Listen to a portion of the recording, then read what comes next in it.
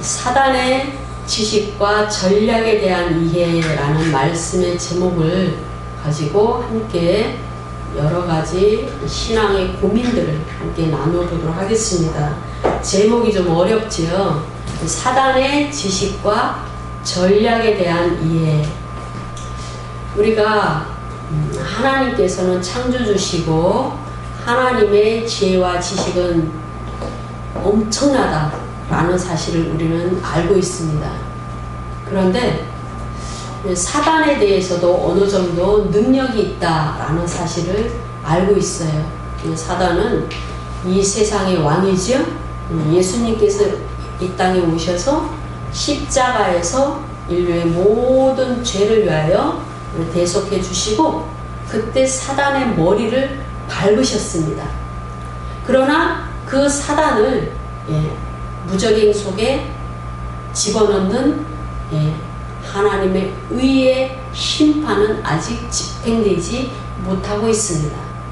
그때가 마지막 때인데 우리는 영적으로 그리고 세상이 돌아가는 일들과 그리고 이 우주 만물이 돌아가는 상황을 보고 마지막 때가 가까이 왔다라는 사실을 이제 감지하고 있습니다. 그래서 하나님께서도 당신의 자녀들을 구원하시고 또 이 땅에 있는 많은 영혼들을 구원하시기 위해서 인내로서 성실하게 당신의 구원 사역을 이루어가고 계십니다. 그런데 이 하나님의 일을 해방하는 사단도 역시 그의 졸개들, 사단이 부리는 하수인들을 통하여 그 하수인들이 타락한 천사일 수도 있고 사람일 수도 있고 동물일 수도 있고 우주 일부의 자연일 수도 있습니다. 그래서 그 사단도 열심히 해방하는 일들을 하고 있습니다.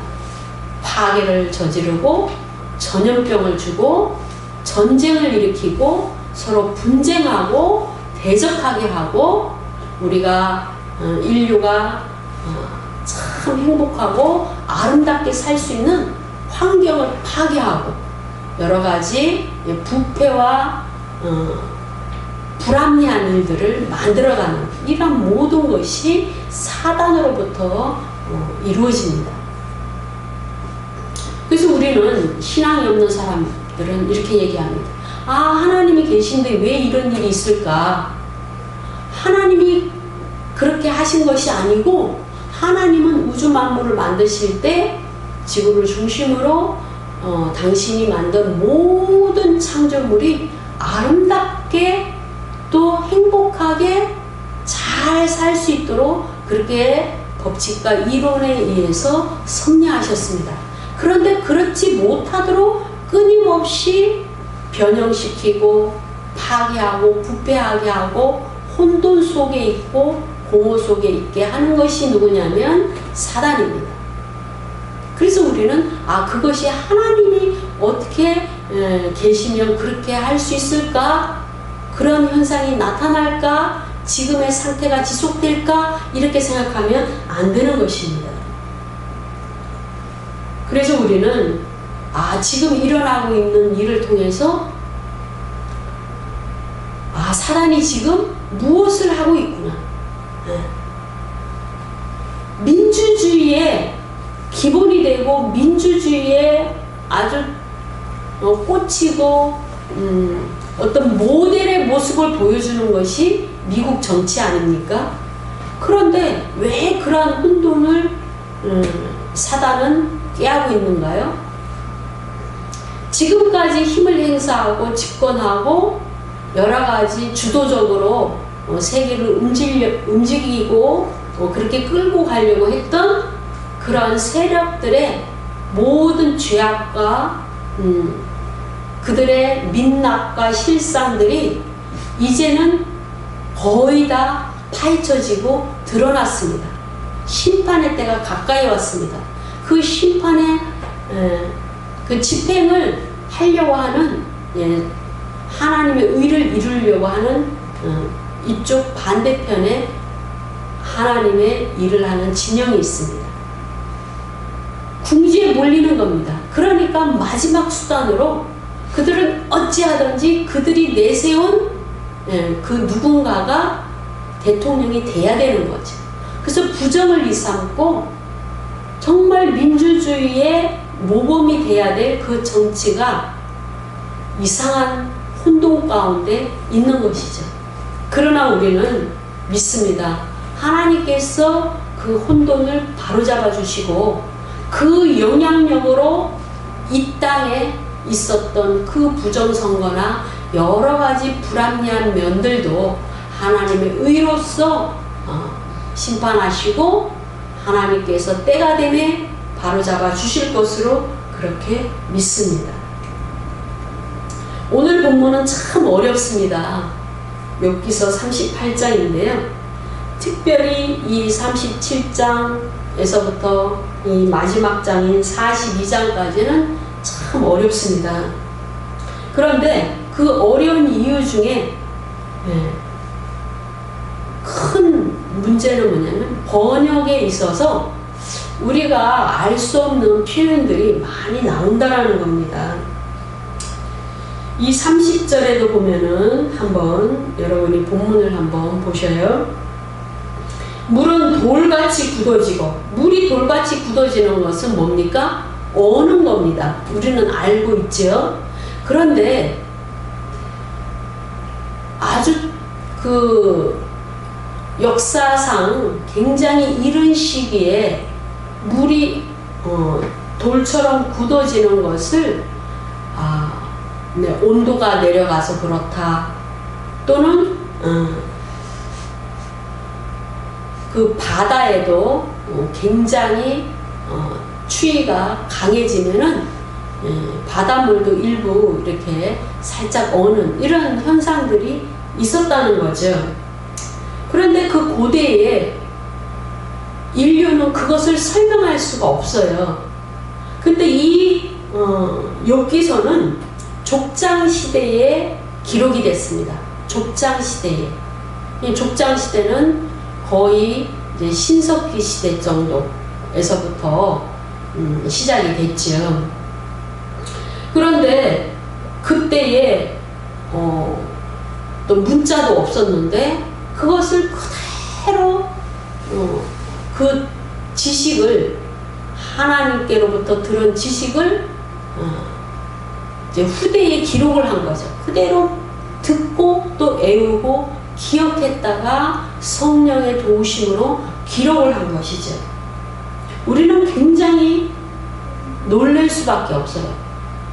정말 무릎을 탁 치면서 그랬구나, 이 뜻이 그랬구나, 이것을 그 사람들은 어떻게 생각했을까?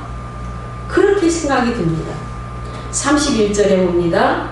내가 묘성을 내어 묶을 수 있으며, 굉장히 어렵습니다.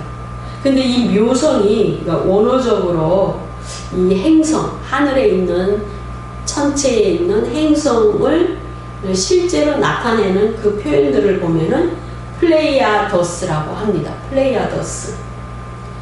그래서 이제 별 이름이죠. 별 이름. 그러면 이제 이것을 조금 더 풀어놓은 다른 버전의 성경을 보면 이것을 어떻게 해석했냐면 12궁성을 각각 어떻게 서로 묶을 수 있느냐, 이렇게 해석을 했습니다. 그래서 그 12궁성을 서로 묶는다라는 거죠. 그래서 서로 묶어 놓으니까 이제 이것을 또 다른 버전에서는 성단이다. 별이 여러 개 있는 그 무리들을 하나로 이렇게 묶은 그 표현들을 성단이다, 이렇게 표현을 해놨어요. 그래서 이런 여러 버전들을 통해서 이것이 무엇을 나타내는 것인가, 원어에서부터 여러 버전까지 살펴보면은 플레이아다스라는 이 12궁성을 12궁성이니까 굉장히 길겠죠? 그러니까 그것을 이렇게 띠처럼 묶어 놓을 수 있으며 삼성의 띠를, 삼성이 뭐나 하고 이제 한번 살펴보니까 이제 영어 버전에 보면 오리온이라고 써 있어요. 오리온. 예. 그래서 또 이 오리온의 그 표현들, 또 이제 32절에도 너는 별자리들을, 그러니까 별자리들을 이제 그 별자리들도 이제 뭐 12궁성이라든가 또 이제 각각 제때에 이런 표현도 각각 그 시기에 제때니까 그 별자리들이 나타나는 계절마다 때가 있잖아요, 그죠? 왜냐하면 행성이 움직이기 때문에, 움직이기 때문에 뭐 봄철에 보면은 우리가 초등학교 때 배웠듯이 봄의 계절에 나타나는 별자리가 있고 또 여름의 계절에 나타나는 별자리가 있고, 그거는 왜 그렇습니까? 움직이기 때문이에요. 돌기 때문입니다. 그러니까 그때의 그 장소에 그 시기에 그 별자리가 나타난다는 거죠. 근데 그렇게 할 수 있느냐 라고 주님은 지금 욥에게 묻습니다. 그래서 이 북두성 32절에 나오는 이것도 악투루스라고 이제 그 영어 버전에 나옵니다. 악투루스 하면은 그냥 그 별자리를 부르는 이름이다 이렇게 하는데, 조금 다른 버전들을 보면 그 북두칠성이에요. 북두성. 북두칠성인데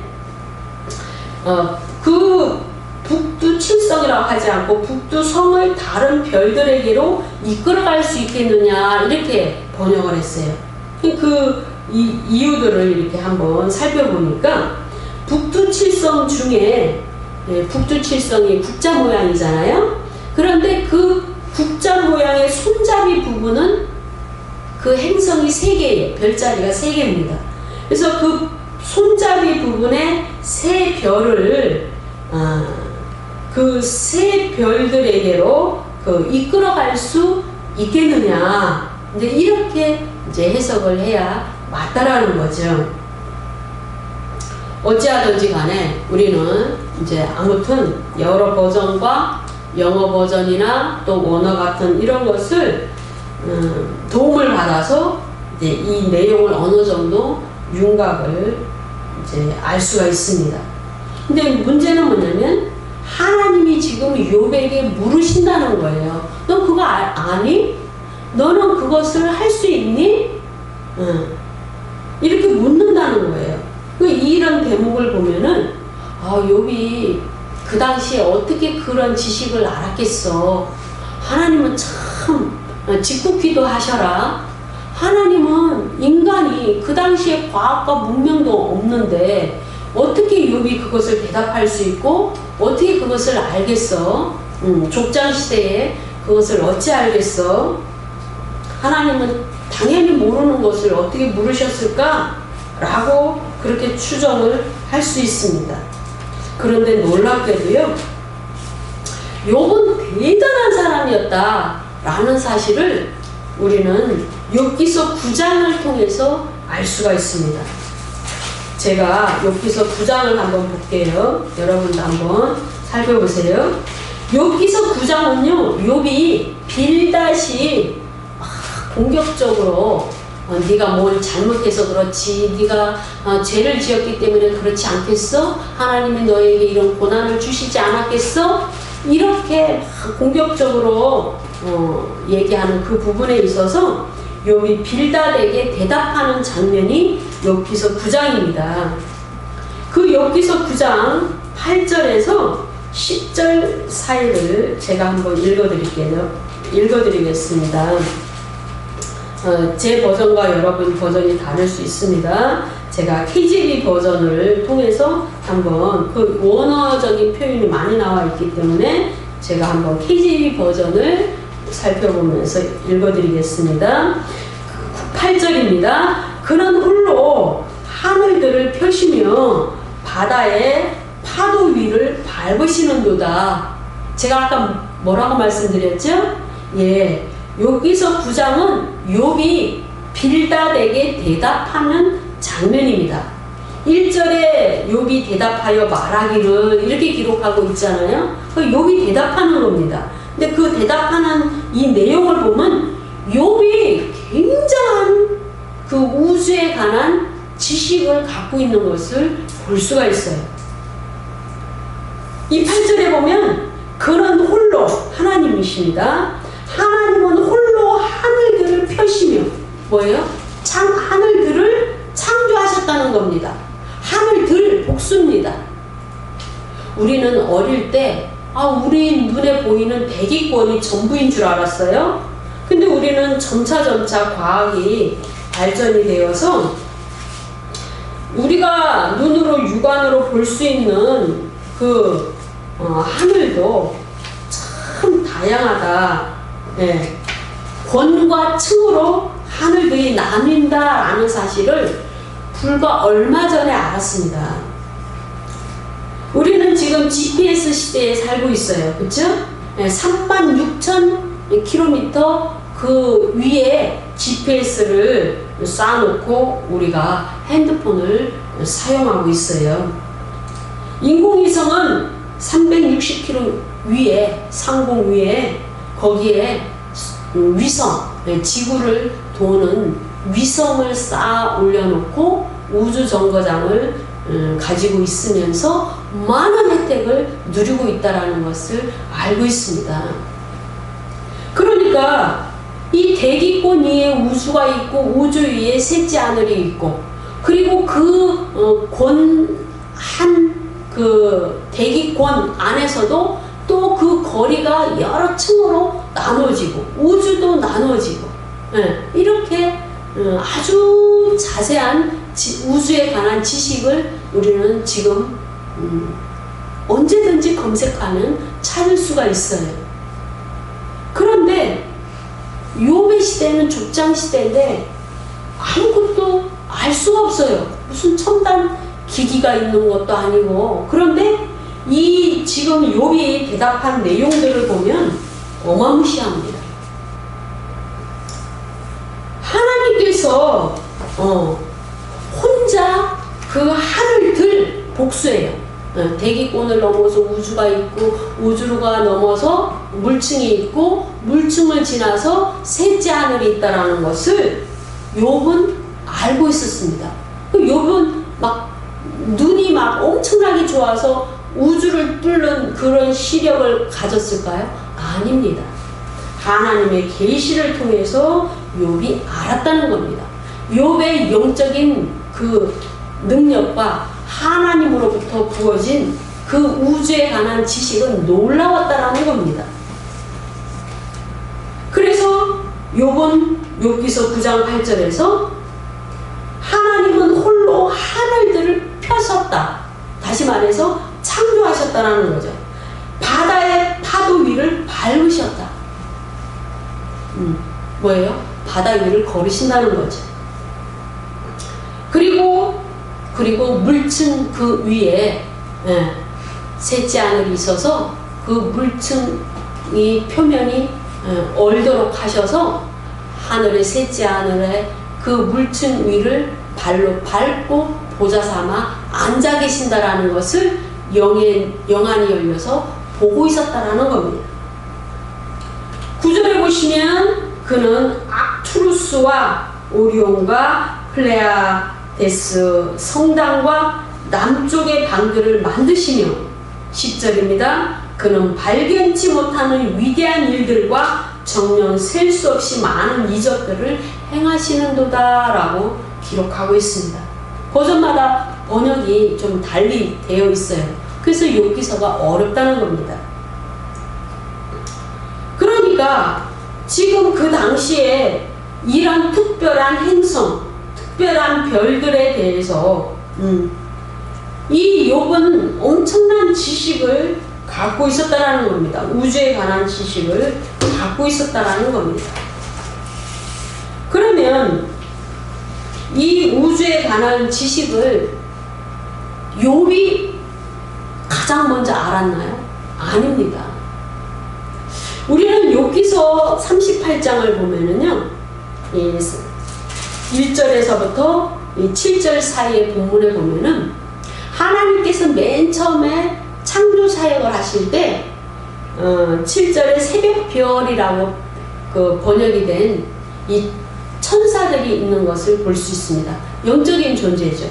이 천사들은 인간을 창조하기 이전에 창조됐다는 사실을 우리는 알 수 있습니다. 그런데 이 영적인 존재인 천사들이 우주 만물을 하나님께서 창조하실 때 그때 이미 창조되어서 하나님께서 창조 사역하실 때 옆에 있었고, 그리고 그들이 하나님이 창조 사역을 할 때 기뻐서 박수도 치고 그분의 위대하심을 노래도 하고 영광도 올려드리고 전부 기뻐했다라고 이 7절에 기록하고 있습니다. 7절에 제가 한번 읽어드리겠습니다. 그때의 새벽별들이, 영적인 천사들이, 이 천사의 존재들이 함께 노래하며, 하나님이 창조 사역할 때 함께 노래하며 하나님의 아들들이, 천사들이죠, 다 기쁘게 소리하였었느니라. 그 창조 사역할 때 이미 그들이 보고 있다는 거죠. 그런데 최고의 그 루시퍼, 우리는 이제 이 존재를, 그룹이라는 존재를 알고 있죠. 천사들도 계급이 있어요. 근데 그 그룹이라는 타락한 천사의 우두머리인 루시퍼도 그 현장에 있었기 때문에 그 모든 것을 알고 있었습니다. 그러므로 지금 우리가 사단을 통해서 이 땅에 많은 정보가 사단이 부리는 하수인들에 의해서 이 땅에 노출된 정보도 많이 있다라는 겁니다. 사단은 이 현장에서 너무나 많은 것을 봤습니다. 그래서 우리가 미신을 섬기고 우상을 섬기는 사람들에 의해서 우리가 알 수 없는 영적인 비밀들, 우주의 비밀들, 이런 것들을 우리는 언뜻 그 지식들을 좀 알 수 있다라는 겁니다. 물론 점점점 과학이 발달해서 우리에게 아주 쉽게 하나님께서 우리에게 정보를 주시기도 하지만, 우리는 그 고대에 이런 천문학이나 점성이나 이런 사람들에 의해서 이거 하나님이 이렇게 하셨구나, 그리고 사단은 그 하나님이 하신 그것을 알고 있었고 그것을 자기가 이용하고 있고 자신의 권세와 자신의 그 하나님을 반역하기 위해서 이것을 치밀하게 사용하고 있구나 라는 사실을 우리는 알았다는 겁니다. 하나님께서 이렇게 별자리를 한 대의 성단으로 묶어서 이렇게 움직이게 하시고, 오리온 별자리를 이렇게 띠를 묶어서 움직이게 하신다라는 겁니다. 지금은 컴퓨터 프로그램이 너무나 좋아서 여러분이 다 볼 수가 있어요. 별들이 막 점을 찍혔는데 그 별자리에 대해서 이름을 붙인 뭐 처녀자리라든가 오리온자리, 뭐 사자자리, 뭐 물병자리, 이런 자리를 우리는 그냥 언뜻 보면 알 수가 없어요. 그런데 그 프로그램의 도움을 좀 받으면 그 별들이 서로 이어져서 그 모양으로 나타나요. 그래서 그 별자리가 움직이는 모습을 보면은 하나님이 성경에 이렇게 이 별자리들이 움직이고 각 때에 나타나고 이러한 것을 통해서 우리에게 많은 정보를 주고 계시는구나 라는 사실을 우리는 알고 있다라는 겁니다. 그런데 과학이 그것을 알아내지 못할 때는 누가 가장 먼저 그것을 사용했냐면 점성술가들이에요. 점성술을 연구하는 사람들에 의해서 그것이 이 땅의 사람들에게 널리 퍼지게 됐다라는 겁니다. 그러면서 그 행성을 만드신 하나님을 섬기는 것이 아니고 그 행성을 주장하는 사단이나 또 사단의 졸개에 의해서 그 장악된 그 힘의 권세에 눌려서 별을 섬기고 또 해를 섬기고 달을 섬기는 이러한 종교가 생겨나게 됐다라는 겁니다. 그 이치를 아셔야 됩니다. 그래서 이 하나님께서 창조하신 영적인 존재들, 타락한 천사들, 그 사단에 의해서 타락한 천사들이 함께 끌려 내려오고 하늘 보좌로부터 쫓겨났죠. 그런데 그들이 원래의 창조된 목적은 하나님께서 정하신 위치에 서 있어야 돼요. 예를 들어 보면은 우리가 다니엘서에 보면은 페르시아라는 나라를 지키는 영적인 존재가 있어요. 그래서 그 하늘을 지키고 있어요. 범위가 있습니다. 영적인 영역이 있어서 거기에 지켜요. 근데 그 하늘을 뚫으려면 그 지키는 천사를 이겨야 됩니다. 타락한 천사가 지키고 있다면 그 타락한 천사를 기도로서 무찔러야 되고 하나님께서 부르신 미가엘 천사장이 무찔러야 됩니다. 그래야 그 하늘이 열리는 겁니다.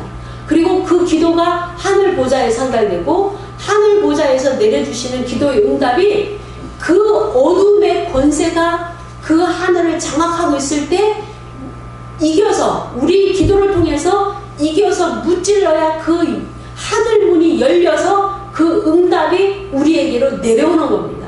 영적인 위치가 그렇습니다.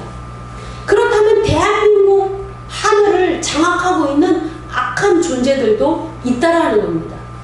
그렇다면 하나님께서 만드신 그 하나하나의 별들도 장악된 상태가 있다라는 겁니다. 단적인 예로 우리가 토성이라는 행성을 알고 있지요. 그죠? 근데 그 토성을 영어로 세이턴이에요. 사탄입니다. 사탄. 놀랍지 않아요? 왜 사탄이냐? 그 행성을 장악하고 있다라는 걸 하나님이 언어를 통해서도 보여줍니다. 그래서 그 사탄이, 세이턴이 진짜 어떻게 움직이는가 라는 것을 학자들이 밝혀냈어요. 물론 기독교 하나님에 대해서 하나님이 계시하시는 그런 일들에 대해서 성경을 해석하기 위하여 무던히도 노력하는 사람들에 의해서 그것이 밝혀진 것이죠. 그런데 사단을 상징하는 동물들이 있잖아요. 뱀도 사단을 상징하고 용도 사단을 상징하고 또 염소도 염소머리 그 해골도 염소의 해골도 사단을 상징하지. 그래서 그 토성이 이 지구를 중심으로 이제 계속 도는 모습을 이제 촬영을 한 겁니다. 위성으로 촬영을 하고 그것을 프로그램화 되어 있는 그 자료를 보니까 그것이 뱀이 또아리를 튼 그 뱀의 형상을 한 그 별자리에서 나오고 결국은 성경에서 계시한 중요한 사건이 있는 마지막 때 또는 하나님의 어떤 계시가 중요하게 풀어진 그때에 연도에마다 계절에마다 달에마다 맞춰서 이 토성이 어느 자리에 있는가를 살펴봤더니 너무나 놀랍게도 그 마지막 때에 염소 자리에서 그 염소 자리에 있는 그 가운데에 이 토성이 정확하게 그 시기에 있더라는 사실입니다. 그러니까 하나님은 당신이 행성을 만드시고 우주 통해서 무슨 계시를 하시는데 그것을 해방하고 그것을 또 장악하고 그것을 통해서 자기를 섬기도록 한 일부의 세력이 사단의 세력이고 사단이 그것을 통해서 우상 숭배를 하고 종교를 만들었다는 거죠. 그래서 우리는 이 우주에 관한 점점점 드러나는 밝혀지는 지식을 통해서도 사단이 그래서 여기를 장악했구나. 그래서 그것을 그 지식을 가리려고 했구나. 그래서 자신이 그 자리에서 숭배를 받고자 했구나. 이런 사실을 알게 됩니다. 우리는 그런 행성의 움직임을 통해서 소위 마지막 때라고 일컬어지는 그때, 여기서나 여러 그 행성의 움직임, 별자리 이런 부분들을 통해서 하나님께서 성경에서 말씀하시고 있는 그 마지막 때라는 그 부분이 정확하게 이 인류의 역사 6,000년이 시작되는 그 시점에서부터 6,000년이 끝나는 그 시점까지 정확하게 이 별자리의 궤도가 어떻게 형성이 되고 몇 번을 돌고 그 모양이 어떤가를 살펴봤더니 정확하게 3변이 겹친다라는 사실을 알게 됐습니다. 최근에. 그래서 우리는 언젠가 한번 2017년에 휴거가 일어난다라고 난리가 났었죠. 그래서 그냥 이단에 의해서 뭐 휴거 준비를 한다면서 아주 요란한 그런 이상한 일들이 있었죠. 그런데 그때도 그냥 막연한 것이 아니었다라는 겁니다. 그때도 이 별자리 움직임과 정확한 이런 때를 보니까 정말 2017년 그때도 이 마지막 때에 있을 그 별자리의 모양과 똑같이 나타나는 그 현상이 있었다라는 겁니다. 그래서 이때가 아마도 그럴 것이다 라는 추측이 나왔고 그런 믿음의 행동들이 잘못된 행동들이 나왔었다라는 사실이 이제 뒤늦게 밝혀지는 단순히 성경만 가지고 한 것이 아니고 또 그 성경을 풀기 위하여 그런 것도 살펴본 이런 이제 배경이 있었다라는 사실을 알았다라는 거죠. 그래서 하나님은 이 별에 대해서 또 많은 우리에게 계시를 전달해주고 계십니다. 우리가 마태복음 2장 2절에 보시면 예수님께서 태어나셨을 때 유대인의 왕이 어디 계시냐, 유대인의 왕으로 나신 이가 어디 계시냐 하면서 동방으로부터 그의 별을 보고 그에게 경배하러 온 동방 박사들을 기록하고 있는 장면이 보입니다. 그의 별이니까 하나의 별이겠죠. 그래서 하나님께서는 최극단 그 북극성의 최고 그 자리에 있다라고도 이제 성경을 통해서 이제 말하는 사람들이 있어요.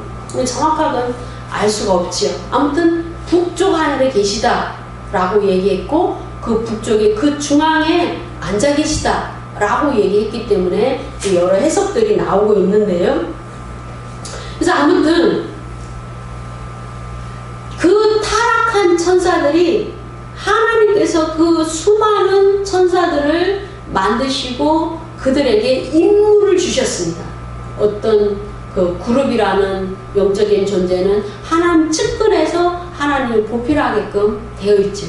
그런데 그 만든 그 우주에서 그들이 저마다 하는 일이 있고 서 있는 위치가 있고 임무가 있다라는 겁니다. 근데 그 자기에게 허락하신 그 자리를 떠났다라고 유다서에서 기록하고 있어요. 자기 처소를 떠났다. 자기가 맡은 그 위치, 맡은 일을 하는 그 자리에서 떠났다. 그리고 반역이 일어났고 사단에게 합류를 해서 전부 하나님을 대적했다라는 사실을 기록하고 있습니다. 여기에서도 마태복음에서도 그의 별을 보고 그에게 경배하러 왔다 그랬어요. 하나님이 그의 별을 그 별에서 사시나요? 아니죠. 그 별을 주관해서 별이 움직인다는 거죠. 뜬금없이 크고 뚜렷하고 빛나는 별이 나타난 거야, 하늘에서. 그리고 어디로 계속 움직이는 겁니다. 그러니까 그때까지 고대에 별자리를 관측하면서 늘 동일하게 움직이던 그 패턴에서 벗어나서 어느 날 갑자기 별이 나타나는 겁니다. 그리고 그 별이 어디론가 계속 움직이는 겁니다. 그리고 멈춰 서는 겁니다. 그것을 보고 따라왔다라는 겁니다. 그러므로 우리는 알아야 됩니다. 그 행성을 주관하고 하나님이 그 궤도를 정확하게 돌도록 그렇게 하시는데 그것을 이 사단도 어느 정도 뭔가 이용하고 또 해방하는 또 그것을 통해서 자기를 섬기도록 하는 무언가 정확하게 알 수 없는 일들이 이 우주 가운데 벌어지고 있다라는 사실을 알 수 있습니다. 그것을 뒷받침해 주는 이유는 뭐냐면 하나님께서 하늘로부터 내어 쫓은 그 사단과 그의 졸개들이 어디에 갇혀 있냐면 우주에 갇혀 있습니다. 그래서 우주는 빛이 없습니다. 칠흑같이 어둡습니다. 그 대기권은 태양계 있는 거기는 밝습니다. 태양 때문에. 그래서 태양이 돌고 지구가 돌아도 정확한 거리를 유지해서 이 지구에서 우리가 살아갈 수 있도록 그렇게 뜨겁지도 않고 너무 차가워서 얼어 죽는 이런 일이 없도록 하셨다라는 겁니다. 그래서 이 별을 보고 찾아온 이것을 보면은 이 사단도 그런 일을 하고 무언가를 침략을 부리는 이런 일들이 있었겠구나라는 사실을 알 수가 있습니다. 마태복음 2장 7절에도 이에 헤롯이 가만히 박사들을 불러 별이 나타난 때를 자세히 묻고 느닷없이 그 별이 그 자리에 나타났다라는 겁니다. 그래서 우리가 그 프로그램에 들어가서 보면은 굉장히 빠르게 돌리면 별들이 굉장히 움직이는 빨리 움직이는 것을 볼 수가 있어요. 그리고 그 많은 별들이 있는데 또 빠르게 주기를 굉장히 속도가 빠르게 움직이는 별들도 있고 굉장히 느리게 움직이는 별들도 있다라는 사실을 알 수가 있습니다. 이 모든 것을 하나님이 하셨다는 겁니다. 왜? 이 여기서 38장 31절과 2절에 보면 내가 그 플레이아더스 그 별을 묶고 그 성단을 묶고 삼성의 띠를 묶고 또 제때에 이끌어내는 하나님이시죠? 네, 별들이 그 자리에 이끌어내고 또 악투루스라는 그 북두성을 다른 별로 이끌어내는 거, 하늘의 궤도 이런 것을 전부 하나님이 하신다라는 사실을 알 수가 있습니다. 그러니까 당연히 머물러 설 수 있지. 나타날 수 있습니다. 어느 때에. 전혀 이상한 것이 아니라는 겁니다.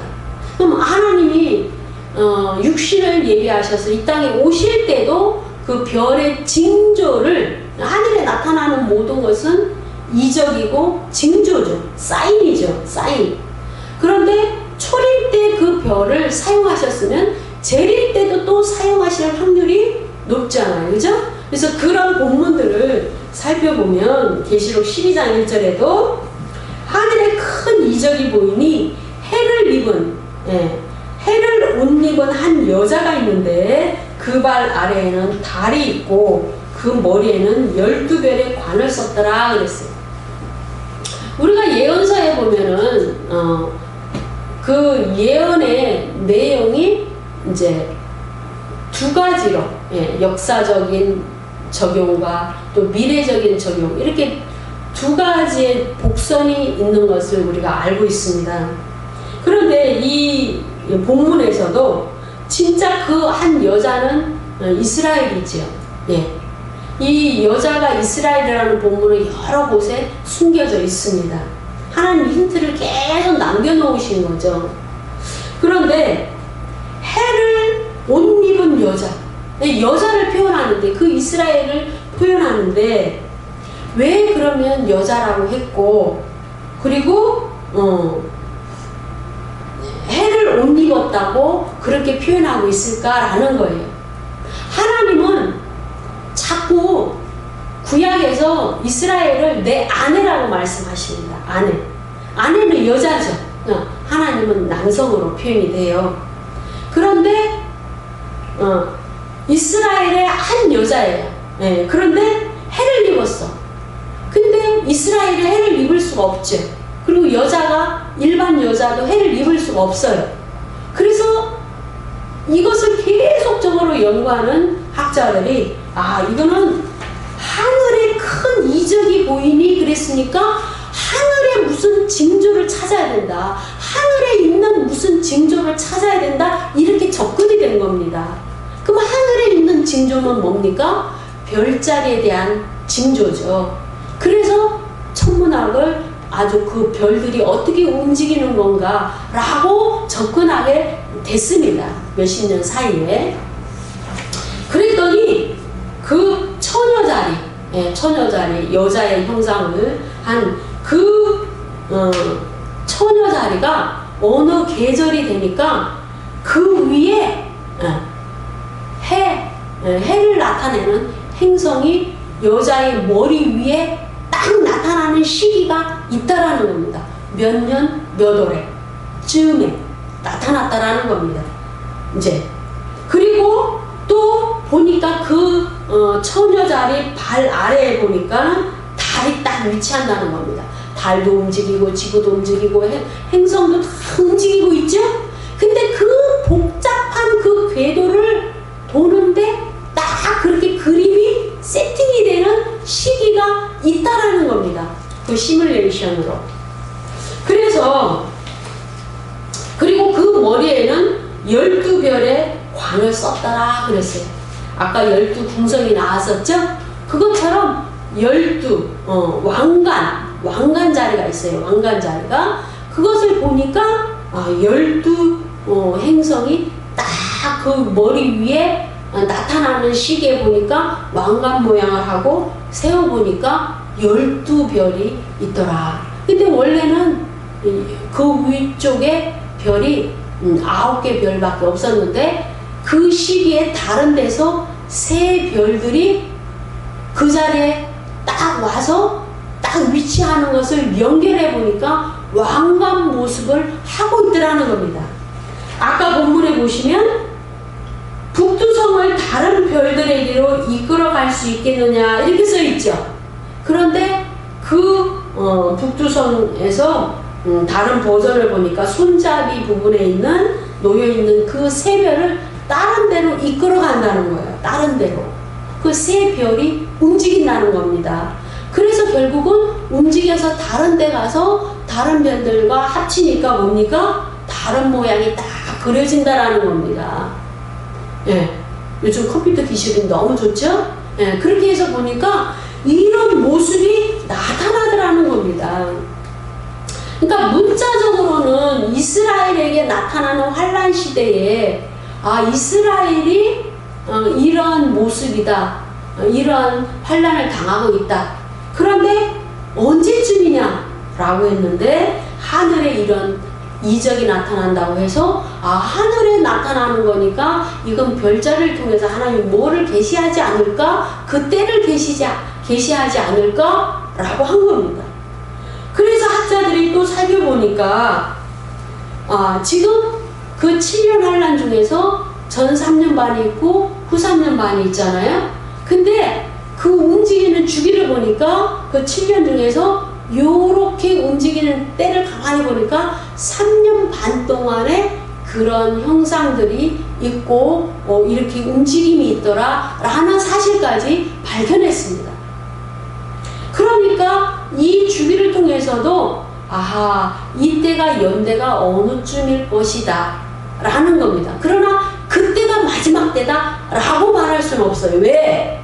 지금 그 모양이 인류의 역사상 딱 3번이 있다라는 겁니다. 6,000년을 잡았을 때 3번. 근데 첫 번째도 아니었고 두 번째인 2017년에도 아니었고 앞으로 올 때는 정말 그때인지 그때가 아닌지 그 형상이 나타나지만 그것도 또 모른다라는 사실입니다. 계시록 12장 4절에도 그 꼬리가 하늘의 별 3분의 1을 끌어다가 땅에 던지더라. 하늘의 별 3분의 1을 끌어다가 땅에 던집니다. 그러니까 용이 해산한다는 건 뭡니까? 그 용 자리에서 용의 형상을 한 그 형상을 한 그 별자리에서 그 별자리 안에서 머물다가 정말 해산하는 것처럼 그 다리 사이로 쭉 그 별자리가 빠져나오는 겁니다. 그랬더니 그 토성인 세이턴이라고 이름 지어진 그 토성이 그 별자리로부터 빠져나온 그 행성을 막 따라가서 삼키려는 모습처럼 막 따라가서 해코지하려는 모습으로 나타났다라는 겁니다. 그래서 하나님이 많은 계시를 이렇게 숨겨 놓으셨구나. 그래서 우리는 그렇다면 우상 숭배하는 사단을 섬기는 이런 우상 숭배하는 세상의 종교, 그 종교 안에서 사단은 자기가 알고 있는 우주에 관한 지식들을 얼마나 많이 쏟아냈을까, 여기에 또 초점이 가지더라 라는 말씀입니다.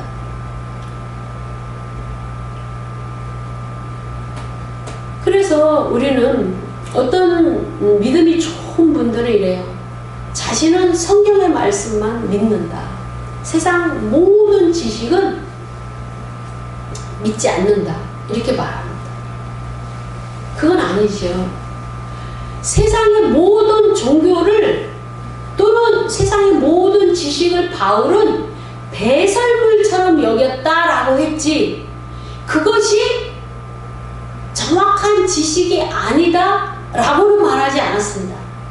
그러나 그 지식은 진리는 아니에요. 진리와 지식은 다른 겁니다. 굉장히 우둔한 겁니다. 그 지식은 뭔가를 나타내고 있어요. 우리는 세상을 살면서 이수신 장군님이 언제 태어났는지, 무슨 일을 했는지, 언제 돌아가셨는지 모릅니다. 그러나 그 기록을 보고 이런 분이 계셨구나, 이분이 우리나라를 일본으로부터 지키려고 이렇게 고생을 하셨고 참 의로우셨고 대단한 분이셨구나, 그렇게 하나님은 또 이순신 장군을 통해서 거북선을 또 만드셨구나. 거북선이라는 그 기술도 놀랐잖아요. 그 당시에 그런 기술이 누구로부터 왔겠습니까? 하나님께로부터 왔죠. 왜요? 하나님은 우리나라를 지키시기 위하여 이순신 장군을 사용하신 거죠. 그럼 그런 지식을 사단은 자기 하수인에게 또 부어줍니다. 그래서 히틀러 같은 경우에는 정말 그 기록에 보면은 정말 은밀하게 감추고 있는 나사의 많은 지식들이 보관되고 있고, 그것을 지금도 풀려고 여러 가지 노력들을 하고 있는데, 그 사단은 히틀러에게 많은 지식을 보여줬다는 겁니다. 그래서 그 히틀러가 그런 일들을 많이 했다는 거예요. 그렇지 않습니까?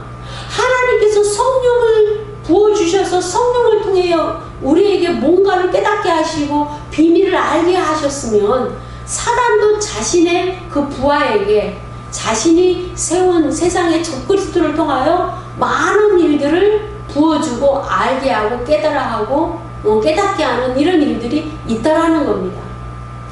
그래서 단적인 예로 우리가 444MHz라는 그 이제 주파수가 있잖아요, 그죠?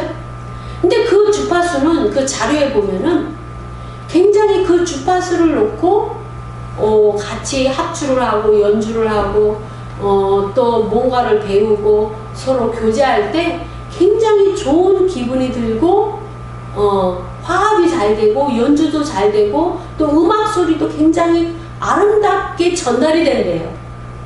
근데 그것을 못하게 하려고 사단은 그것을 알고 있기 때문에 그 444 그 주파수를 440으로 바꿨답니다.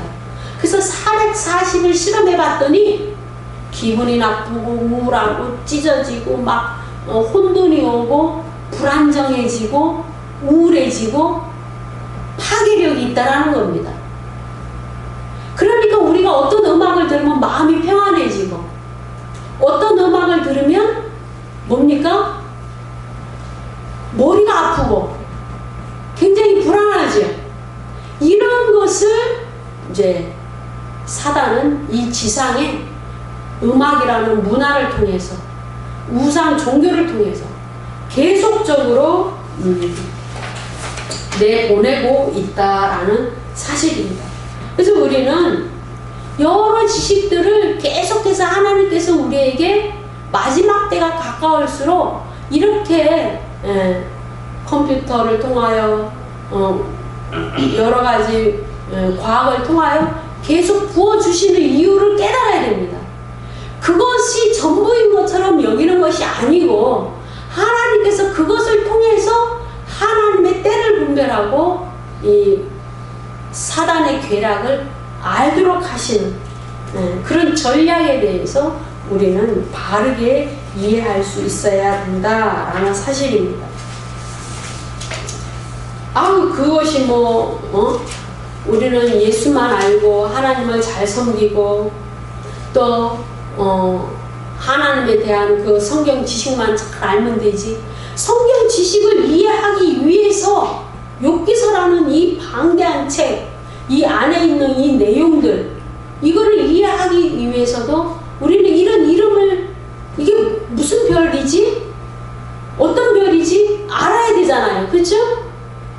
그렇기 때문에 우리는 이런 지식도 필요하다라는 겁니다. 욥기서 38장 34절에 보시면 내가 목소리를 구름에까지 높여 넘치는 물이 내게 덮이게 하겠느냐. 36절에 보시면 가슴 속의 지혜는 누가 줄 것이냐. 지혜는 뭡니까? 지혜는 지식을 활용하는 이치, 지식을 활용하는 능력, 원리, 방법, 이런 것이 지혜입니다. 지식은 있는데 지혜가 없는 사람이 있잖아요. 그쵸?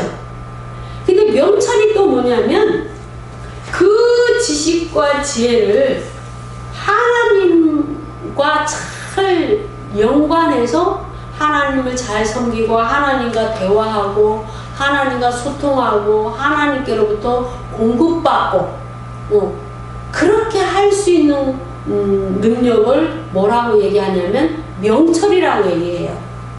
세상 사람들에는 지혜 있는 사람이 있어요. 지혜. 그러니까 지식이 있는 사람이 있고 지식에서 한 차원의 높은 지혜가 있는 사람이 있어요.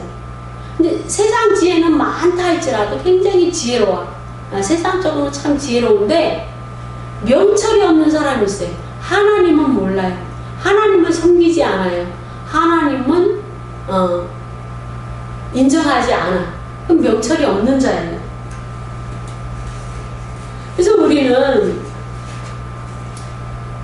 왜 똑똑한데 그 지식에만 사로잡혀 있는가? 사단의 역사 때문이에요. 사단의 역사 때문에, 사단이 미혹하기 때문에 그 세상 지식에만 잡혀 있습니다. 반대로 하나님과의 명철이 깊고 하나님과의 그 교제가 깊고 또 하나님께서 부어주시는 지혜가 깊다면 세상 지식과 사단이 갖고 있는 지식과 또 이런 것을 통해서 우리가 무엇을 해야 되고 무엇을 얻어낼 수 있고 어떤 비밀을 다시 원상태로 돌이킬 수 있고 그것을 활용할 수 있는 이런 단계로 넘어설 수 있다는 겁니다. 아, 세상 것은 다 버려야 돼. 이것이 아니고 세상에서도 능력 있는 사람을 써요. 그렇죠? 하나님도 세상의 지식과 지혜에 대해서 탁월한 자를 쓰십니다. 그래서 성경 구약에서도 제덕이 겸비한 자를 쓴다고 말씀하셨죠? 지도자를 뽑는데 각 지파의 우두머리를 뽑는데 제덕이 겸비한 자를 뽑았어요. 그리고 거기에 더 나아가서 하나님과의 관계가 준비된 자. 그래서 모세가 40년의 광야에서 양을 치면서 하나님을 알아가기 시작했고 하나님께로부터 부어지는 지식과 지혜와 전술이 다운로드 받는 방법을 훈련받았습니다. 그래서 우리는 정말 계속 치고 올라가야 돼요. 계속 치고. 세상에서 승진하는 것처럼 하늘의 군대로서 하나님의 용사로서 마지막 때에 있을 전쟁의 영적 전쟁의 전사로서 승리하기 위하여 계속 다른 차원으로 치고 올라가야 됩니다. 그러므로 오늘 저와 여러분은 저는 지난 주간에 참 놀랐습니다. 어떤 분이 물론 바울이 세상의 모든 지식은 배설물처럼 여긴다 그랬지? 하나님께서 주신 지식과 지혜가 성경 말씀 진리가 최고라는 거죠. 그런데 세상 지식은 필요 없다. 그건 아니죠. 우리는 세상을 정복해야 되는 입장입니다. 그렇죠? 세상의 각 영역을 정복해야 돼요. 세상에 있는 7대 산이라고 말하는 학자도 있고 7 영역이라고 말하는 사람들도 있어요. 근데 그 영역을 정복해야 돼요. 지금은 IT 강국에서 살지만 IT랑 상관이 없이 사는 많은 사람들도 있어요. 믿는 자라고. 그러나 이 산을 이제는 그리스도인들이 정복해야 되는 시기가 왔습니다. 그래서 이곳에서 이 안에서 벌어지는 사단의 전략을 알아차리고 우리가 이 영역을 차지하고 이 산을 정복함으로써 이것을 통해서 하나님의 복음을 전하고 이것을 통해서 사단의 계략을 막아내는 그 정도의 차원으로 넘어가야 됩니다. 그리고 마지막 때에 대해서도 이렇게 분별력을 가져야 된다라는 사실입니다. 우리는 성경에 니무롯이라는 인물이 창세기에 나타나는 것을 볼 수가 있어요. 근데 이 성경에는 어떤 그 인물의 이름이 다 무슨 뜻이 있어요, 그죠? 예수라는 이름의 뜻이 뭡니까? 자신의 백성을 죄에서 구원한다는 의미죠. 그런데 이 니무롯도 반역을 의미해요. 그런데 이 니무롯은 그 마둑이라는 성경에 보면 마루둑 하죠. 예.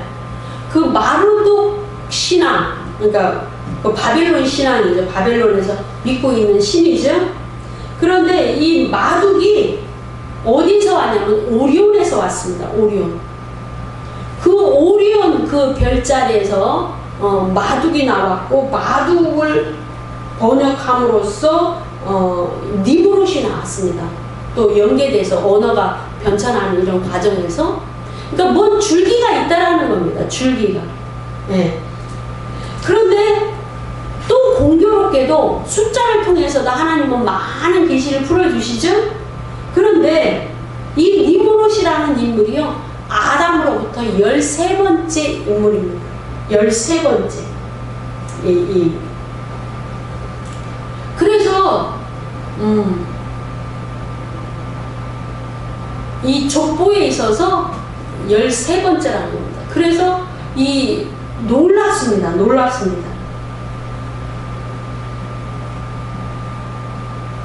그래서 우리는 세상에 그 발전된 지금 AI가 발전이 되고 있는데 이것을 잘 이용해서도 하나님 일을 해야 돼요. 세상에 계속 우리에게 주어지는 계시를 통해서도 우리 그것을 잘 활용해서 하나님 일을 해야 됩니다. 우리가 세상의 기술에서도 음식을 참 잘하는 그 기술을 통해서도 하나님을 이루게 할 수 있잖아요. 그죠? 하나님 일을 할 수 있잖아요. 그죠? 옷을 잘 짓는 일을 통해서도 하나님 일을 할 수 있듯이 그래서 우리는 좀 넓혀야 됩니다. 시각을 좀 넓혀서 잘 적응하고 또 하나님 통치, 세상을 통치하는데 통로가 돼야 됩니다. 기도하도록 하겠습니다.